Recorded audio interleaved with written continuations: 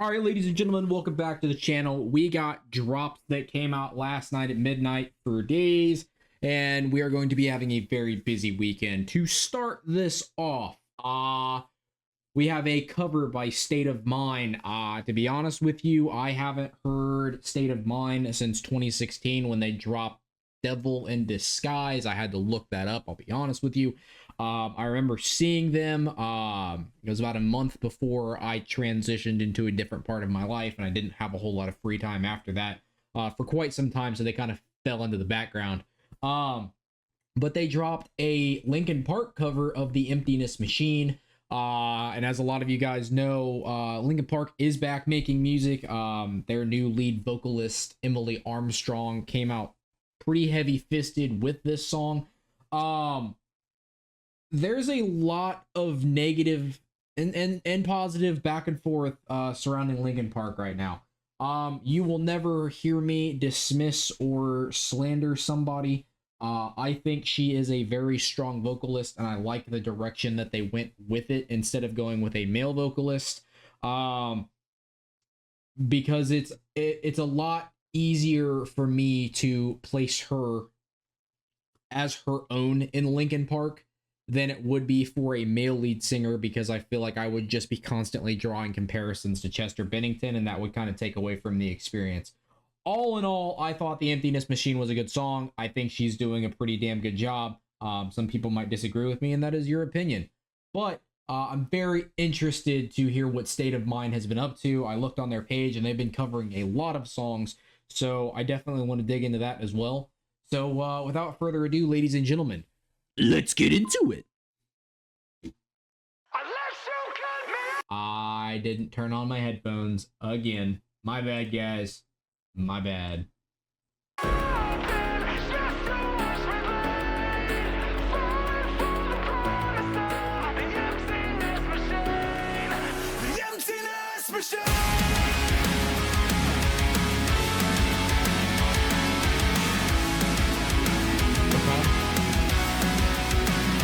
This is definitely a heavier intro than the original song. Again, I don't know much about David Garcia.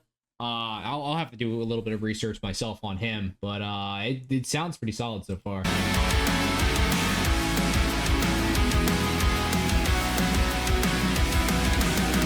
Your blades are sharpened with precision, flashing your favorite point of view. I know you're waiting in the distance, just like you always do, just like you always do.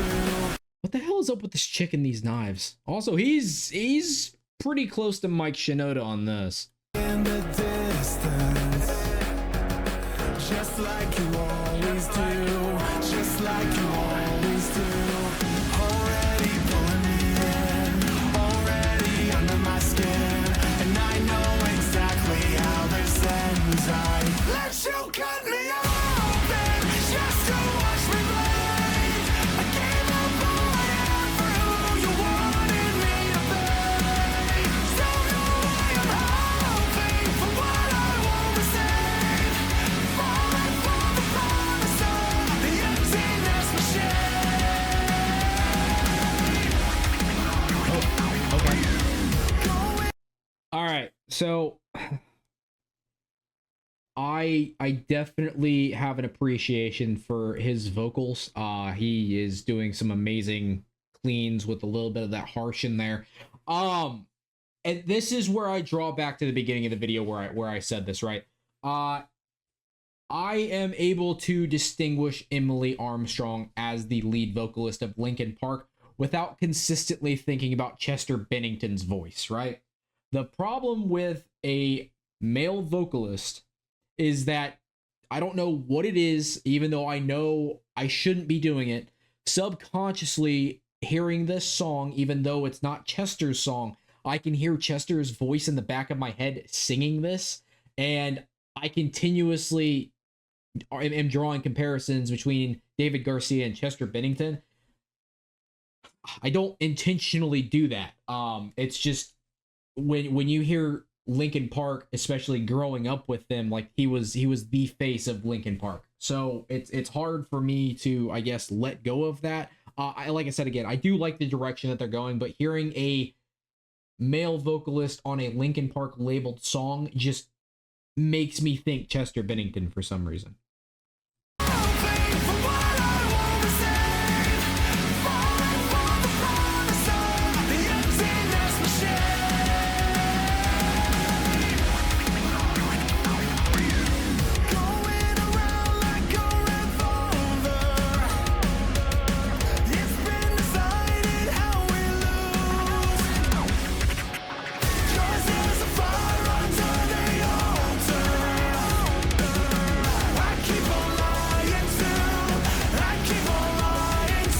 I definitely appreciate the added touch of heaviness going into the second verse here.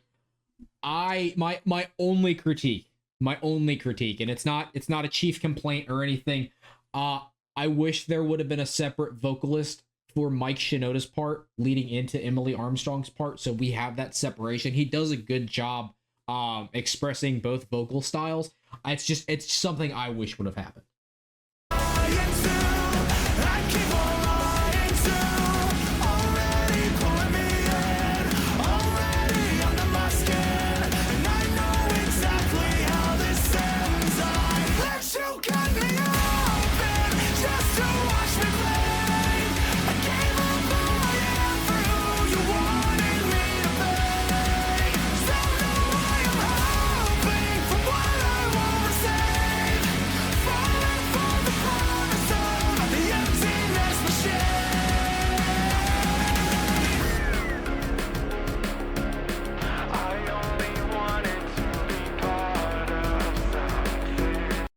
I'm gonna add something else to this as well. I know this says heavy cover, and it is heavier than the original song, but they didn't go full load it with a million chugs, fucking screaming, just gutturals all over the place. Like, they tastefully kicked the heaviness up to a point where somebody who just casually listens to Linkin Park can still stomach this without them being completely turned off from it. So I think they did a really good job there.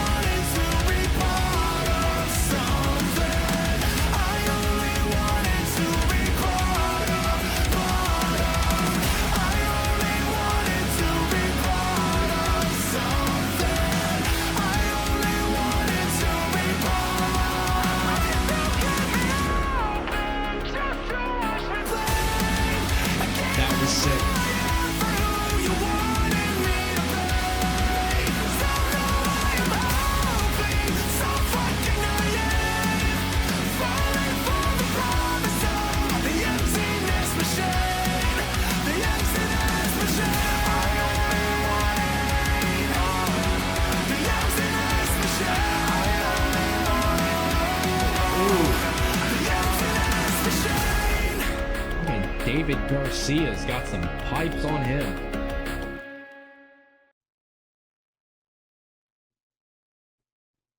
I definitely have a respect for this cover.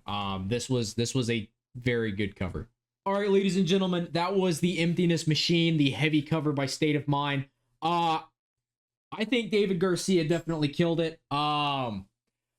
I again will come back to I wish they would have just had somebody else doing the vocals for the first verse. That's just me. I think he did a good job with their vocal tells. I could feel Mike Shinoda, and then I could feel Emily Armstrong. He kind of switched his inflections up a little bit, and I could definitely feel the difference.